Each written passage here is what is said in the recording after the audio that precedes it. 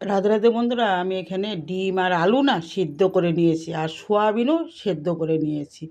আমি আলুগুলোকে না ভেঙে নিচ্ছি, আর সোয়াবিনটাকে একটু বেসন, একটু ময়দা দিয়ে, নুন, হলুদ, একটু লঙ্কার গুঁড়ো দিয়ে মেখে নিচ্ছি। তাহলে না সোয়াবিনটা বেশ ভালো লাগে খেতে। আর নুন আর হলুদ দিয়ে দিচ্ছি। এখানে আমি ডিমগুলোকে দিব।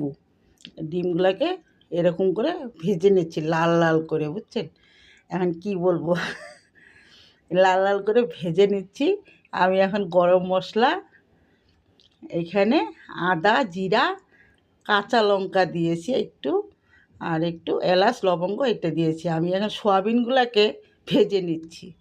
সোয়াবিনগুলো না ভালো করে লাল লাল করে ভেজে নিচ্ছে। এখন এখানে আলুগুলোও ভেজে নিব। শুকনো লঙ্কা, একটু লবণ, হলুদ দিয়ে ভালো করে ভেজে নিচ্ছি লাল লাল করে। এই সোয়াবিনটাও সবগুলো দিয়েছি, একদম কি সুন্দর হয়েছে একদম।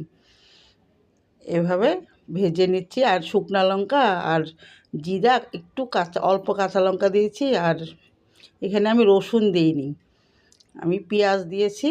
রসুনের গাছ সমেত পাতা দিব আর কি। এটা আমার গাছে হয়েছে, আমি এগুলো পুরোটাই দিয়ে দিব।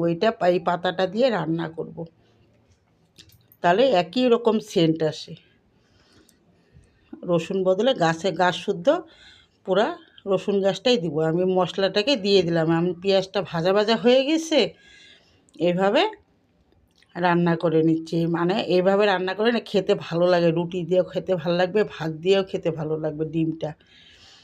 ডিম তো মশলা ছাড়া খেতে ভালোই লাগে না। ডিম এলো যত মশলা দেওয়া যায় অত খেতে ভালো লাগে। আমার ওইটা হয়ে গিয়েছে আংছানোটা। আমি এখন ওই যে এটা রসুন গাছটাকে পুরা কেটে নিচ্ছি।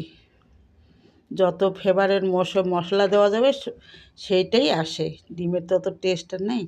আমি এখন ভাজা আলু আর সয়াবিনটাকে দিয়ে দিলাম। এখন রসুনের গাছগুলো সমেত পুরাটাই দিয়ে দিয়েছি। সরু সরু করে কেটে নিয়ে দিয়ে দিছি। আমি অন্যদিকে জল বসায় দিয়েছি, গরম জল। এটাকে গরম জল ঢেলে দেবো এখন। নাড়াচাড়া নিয়েছি, মিলায় নিছি। এখন আমি গরম জল ঢেলে দিব। এইভাবে ডিম রান্না করছি আজকে। ডিম দিয়ে সয়াবিন দিয়ে তরকারি।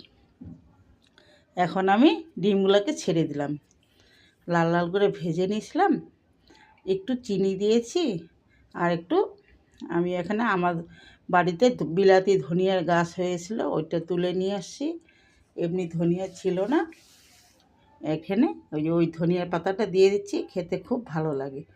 আমার রান্নাটা ভালো লাগে একটা লাইক